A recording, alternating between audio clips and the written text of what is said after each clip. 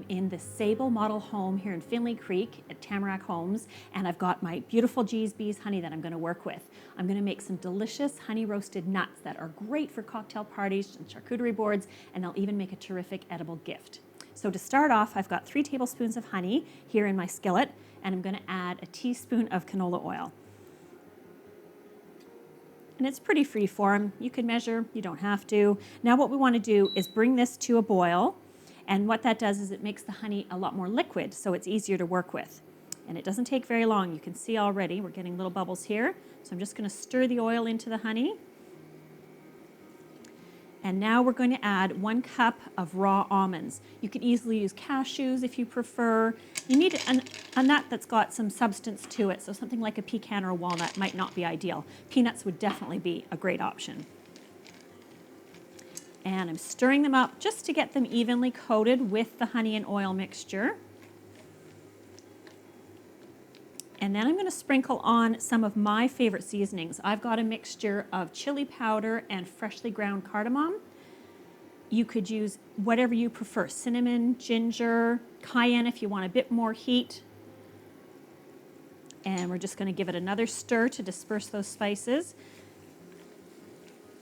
And now our whole job is just to keep an eye on it and stir it as it cooks. The almonds will roast in the pan because it's pretty hot, it's medium high.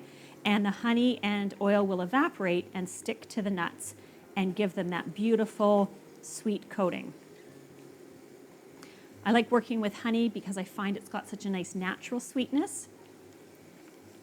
A lot of times nuts are roasted with maple syrup, but honey is just as good, if not better, especially when it's local.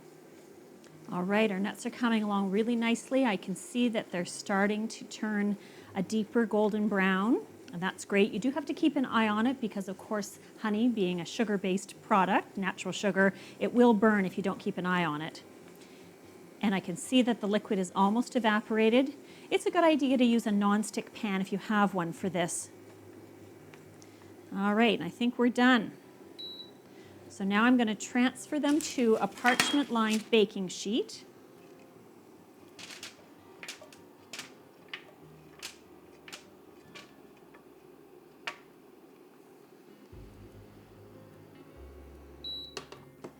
And you want to try and spread the nuts out in a single layer as much as possible.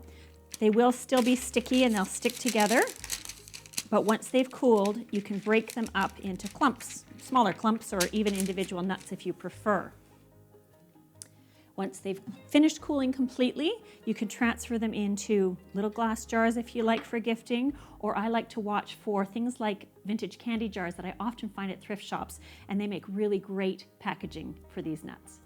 That's it. Simple recipe, sure to be enjoyed by everyone.